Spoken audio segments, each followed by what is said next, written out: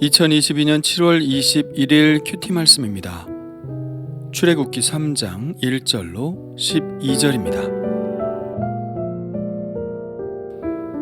모세가 그의 장인 미디안 제사장 이드로의 양떼를 치더니 그 떼를 광야 서쪽으로 인도하여 하나님의 산 호렙에 이르매 여호와의 사자가 떨기나무 가운데로부터 나오는 불꽃 안에서 그에게 나타나시니라. 그가 보니 떨기나무에 불이 붙었으나 그 떨기나무가 사라지지 아니하는지라. 이에 모세가 이르되 내가 돌이켜 가서 이 큰 광경을 보리라. 떨기나무가 어찌하여 타지 아니하는고 하니 그때에 여호와께서 그가 보려고 돌이켜 오는 것을 보신지라. 하나님이 떨기나무 가운데서 그를 불러 이르시되 모세야 모세야 하시매 그가 이르되 내가 여기 있나이다. 하나님이 이르시되 이리로 가까이 오지 말라. 내가 선 곳은 거룩한 땅이니 내 발에서 신을 벗으라. 또 이르시되 나는 내 조상의 하나님이니 아브라함의 하나님, 이삭의 하나님, 야곱의 하나님이니라. 모세가 하나님 배웁기를 두려워하여 얼굴을 가리매 여호와께서 이르시되 내가 애굽에 있는 내 백성의 고통을 분명히 보고 그들이 그들의 감독자로 말미암아 부르짖음을 듣고 그 근심을 알고 내가 내려가서 그들을 애굽인의 손에서 건져내고 그들을 그 땅에서 인도하여 아름답고 광대한 땅, 젖과 꿀이 흐르는 땅, 곧 가나안 족속, 헷 족속, 아모리 족속, 브리스 족속, 히위 족속, 여부스 족속의 지방에 데려가려 하노라. 이제 가라.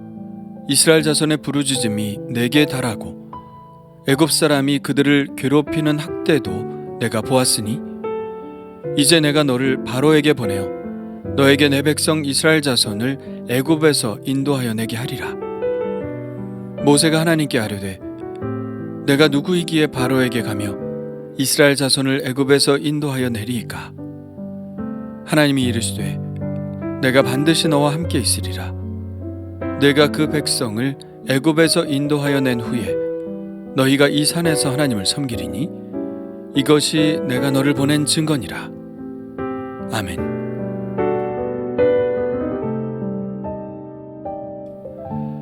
모세는 그저 목동으로서의 평범한 일상을 살아갑니다. 그는 여느 때와 같이 양떼를 몰고 풀을 찾아 다니다가 광야 서쪽에 있는 호렙산까지 가게 되었죠. 거기서 모세는 신기한 현상을 보게 되었는데 떨기나무에 불이 붙었는데 그 떨기나무가 타서 사라지지 않는 것이었습니다. 누구라도 이 현상을 보았다면 호기심이 발동했을 것입니다. 모세도 이 신기한 장면을 더 가까이에서 보기 위해 가까이 다가갔습니다. 그때 떨기나무 가운데서 소리가 들렸죠. 모세야, 모세야. 그는 이 소리의 실체가 무엇인지 알 수 없었을 것입니다. 그러나 거기에는 아무도 없었고 아무도 없는 곳에서 소리가 났다면 그것은 분명 하나님의 소리임에 틀림이 없다고 느꼈습니다. 그래서 대답했죠. 내가 여기 있나이다. 이 대답은 성경에 자주 나오는 대답이죠. 하나님이 사무엘을 부르실 때 사무엘이 이렇게 대답했고 꿈에 하나님의 사자가 야곱을 부를 때도 야곱은 이렇게 대답했으며 하나님이 사명자를 찾으실 때 이사야가 이렇게 대답했습니다. 이 대답을 통해서 우리가 알 수 있는 것은 하나님은 지금 당신의 일꾼을 찾으신다는 것과 모세는 앞으로 이 일을 하게 될 것이라는 것입니다. 물론 모세는 힘이 많이 빠진 상태라서 하나님의 사명을 감당할 수 없다고 수없이 사양하지만 그는 결국 하나님의 일을 하게 되죠. 이미 그는 내가 여기 있나이다 하고 하나님 앞에 자기의 존재를 드러냈기 때문입니다. 우리는 하나님이 찾으실 때 나의 존재를 하나님 앞에 그대로 드러내야 합니다. 아담처럼 숨지 말고 있는 모습 그대로 자신을 하나님 앞에 드러내야 하죠. 그렇게 하나님과 대면하고 하나님께서 무엇이라 말씀하시는지를 들어야 합니다. 우리가 매주 예배할 때 바로 이런 마음을 가져야 하죠. 내가 여기 있나이다. 말씀하옵소서. 이것이 하나님 앞에서 우리가 가져야 할 당연한 태도입니다. 하나님 앞에서 선 모세에게 하나님께서 처음 하신 말씀은 이것입니다. 내가 선 곳은 거룩한 땅이니 내 발에서 신을 벗으라. 왜 하나님께서는 신을 벗으라고 하신 것일까요?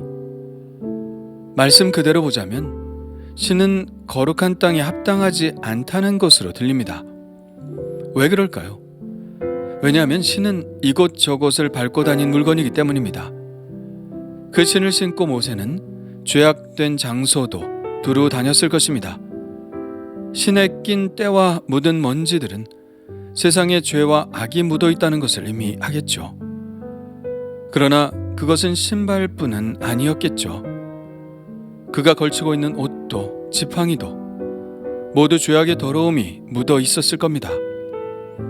그러므로 신은 하나의 상징일 뿐 신을 벗으라는 의미는 몸과 마음의 모든 더러움을 다 벗어버리고 거룩하고 깨끗한 마음으로 하나님 앞에 서라는 의미이겠죠. 지금으로 말하면 회개라고 할 수 있지 않을까요? 우리가 하나님 앞에 설 수 있다면 그것은 예수 그리스도의 십자가의 속죄로 말미암은 회개 때문일 것입니다. 그러므로 우리는 하나님 앞에 설 때, 하나님을 예배할 때 이처럼 신을 벗는 마음으로 서야 할 것입니다. 모든 더러움을 회개하고 하나님의 그 거룩하신 말씀을 듣기 위해 가장 깨끗하고 정결한 마음으로 그 앞에 서야 할 것입니다. 모세가 신을 벗고 불꽃 앞에 서자 하나님은 당신이 어떤 분이신지를 밝히십니다. 나는 내 조상의 하나님이니 아브라함의 하나님, 이삭의 하나님, 야곱의 하나님이니라. 그제서야 모세는 이 신비한 존재가 누구인지를 알게 됩니다. 어머니의 품속에서 듣던 자기 조상들의 하나님이셨죠. 모세는 애굽의 궁정에서 수많은 신들의 이야기를 들었을 것입니다.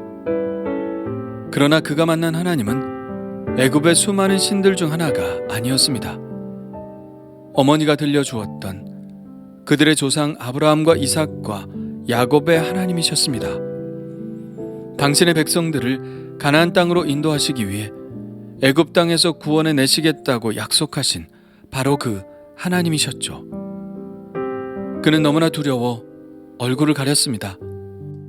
하나님을 본 자는 반드시 죽는다는 이야기를 들었기 때문이겠죠. 그러나 일부러 모세를 찾아오신 하나님이 모세를 죽이실 리가 있나요? 하나님은 모세에게 당신이 하실 일에 대해서 말씀하십니다. 하나님은 애굽에 있는 당신의 백성들의 고통을 보셨고 부르짖음을 들으셨고 고통을 아셨다고 말씀하십니다. 이스라엘 백성들의 부르짖음은 공허한 외침이 아니었습니다. 그들의 기도는 하늘에 도착했습니다. 우리의 기도는 탄식이 아닙니다. 우리의 기도는 외마디 비명이 아닙니다. 우리의 기도는 하나님께로 가는 통로입니다. 우리의 기도는 단순한 종교적 행위가 아닙니다. 우리의 기도는 하나님의 행동을 유발하는 가장 강력한 힘이죠. 그 기도를 들으신 하나님은 드디어 행동하기 시작하십니다. 하나님이 말씀하시기를 이제 친히 내려가셔서 그들을 애굽인의 손에서 건져내고 그들을 인도하여 아름답고 광대한 땅, 젖과 꿀이 흐르는 땅으로 데려가시겠다고 하십니다. 그런데 하나님은 도대체 그렇게 하시기 위해 어떻게 행동하실까요? 보이지 않는 하나님께서 어떻게 보이는 인간 세상에서 당신의 영향력을 발휘하실까요? 하나님은 다양한 방법을 사용하실 수 있으셨을 것입니다. 소돔과 고모라처럼 애굽의 재앙을 내리실 수도 있었겠죠. 이스라엘 백성들에게 싸움하는 능력을 주셔서 노예 해방 전쟁을 일으키실 수도 있었을 것입니다. 모든 것이 가능합니다. 그러나 하나님이 행동하실 때 즐겨 쓰시는 방법이 있으십니다. 그것은 바로 사람을 세우시는 것이죠. 하나님은 이 일에 모세를 세우시겠다고 말씀하십니다. 이제 가라. 이제 내가 너를 바로에게 보내어 너에게 내 백성 이스라엘 자손을 애굽에서 인도하여 내게 하리라. 그러니까 모세는 이스라엘 백성들의 기도를 들어주시기 위한 하나님의 한 방법이라는 것을 알 수 있죠. 하나님은 한 위대한 인물을 만드시기 위해서 모세를 만나주신 것이 아니었습니다. 이름도 없이 고통 속에 부르짖는 수많은 인생들을 구원하시기 위해 모세를 만나신 것입니다. 하나님은 모세 자신의 인생을 위해 만나주신 것이 아니었습니다. 이스라엘 백성들을 위해 모세를 만나신 것입니다. 이것이 바로 사명이 아닐까요? 하나님이 우리에게 사명을 주신 것은 우리를 위대한 인물로 만들기 위해서가 아니라는 것. 우리가 하나님의 손에 붙잡혀서 큰 일을 하게 하기 위하여 하나님이 사명을 주신 것은 아니라는 것. 우리에게 사명을 주시는 이유는 누군가의 부르짖음에 응답하시기 위해서 사명을 주시는 것임을 깨닫습니다. 그러므로 내가 하나님께 쓰임받는다는 것은 내가 누군가의 기도에 응답이 되는 것임을 알게 됩니다. 이제 기도할 때 내가 하나님의 위대한 사명자가 되기를 원합니다 라고 기도하기보다는 하나님, 제가 누군가의 기도에 응답이 되기를 원합니다. 제가 누군가를 구원하기 위한 하나님의 방법이 되고 하나님의 도구가 되기를 원합니다 라고 기도해야 할 것 같습니다. 그렇게 겸손하게 쓰임받기를 원합니다.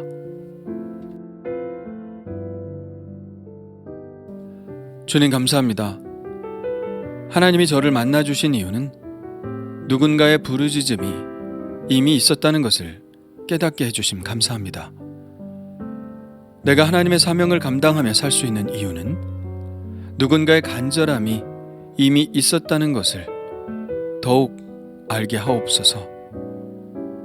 그러니 더 겸손하게 하시고 내가 위대한 인물이 되는 꿈을 꾸는 것이 아니라 누군가의 기도 응답으로 살아가게 되기를 소원하게 하옵소서. 예수님의 이름으로 기도합니다. 아멘.